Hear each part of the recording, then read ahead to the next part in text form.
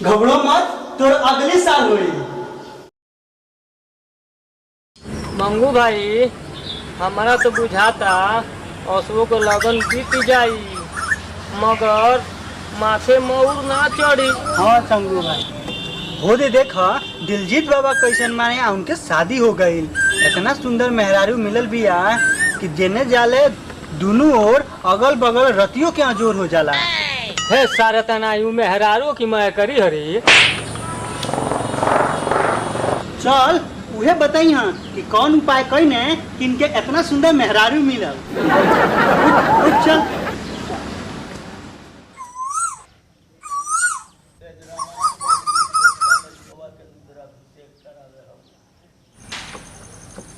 रउरा हमनी के बताई दिलजीत बाबा के ने बानी। कुटिया में बानी।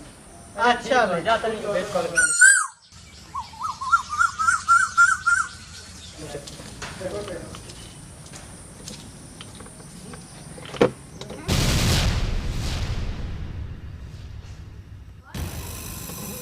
हर हर महादेव। महादेव बाबा रौरा लगे आइल बानी जहाँ।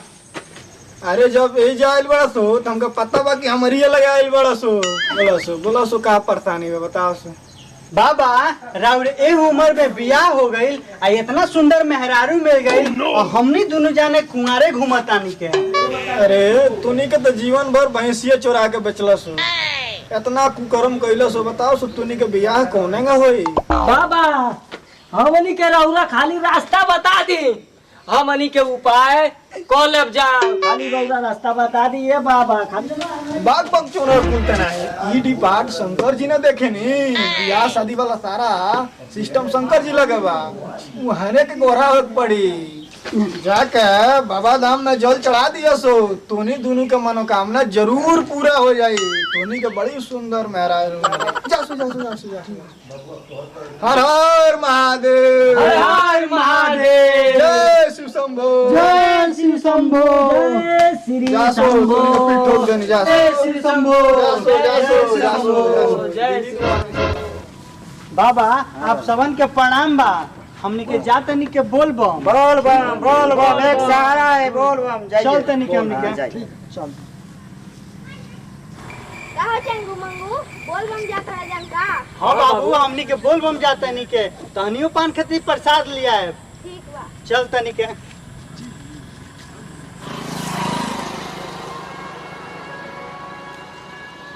अरे चंगू मंगू तूने के भाई चुरा तब शंकर भगवान के माथा बालवा पर नजर गड़ावले वाला सुधा लोकरा के कराते जाई। हां मरियम आओ कहीं के पता नहीं है कोरोना चलते सगरी कवनियन पर रोक लगा दियल बा। ए बार के बाबा धाम लेके जा कहां जल चढ़ाई बजा। ई सरवा बुझाता कोरोना हमनी के दोनों जना के बियाह होखे ना दी। चल मंगुआ मन चंगा तो कथौती में गंगा। चल अपन ये गाँव में हमनी के शिव जी के मंदिर में जल चढ़ावल जाई। हाँ चलो चलो चलो चलो चल।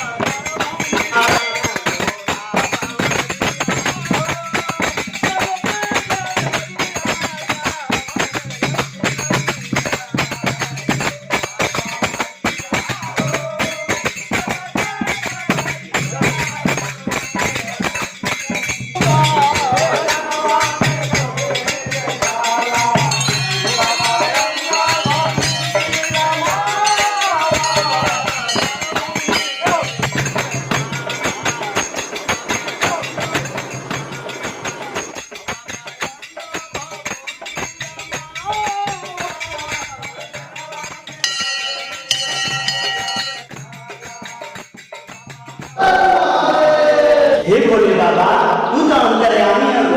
हमन के साथ पूरा हो गया सुंदर मेहरारू मिले। जय भोले बाबा। जय।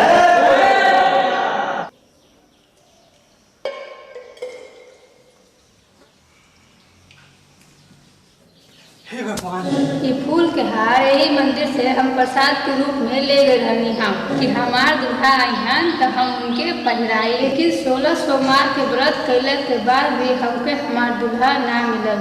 यही से ये फूल के हार मंदिर में वापस रखे आए रहनी हम, लेकिन भोलेनाथ ये हमार मुराद पूरा कर देंगे।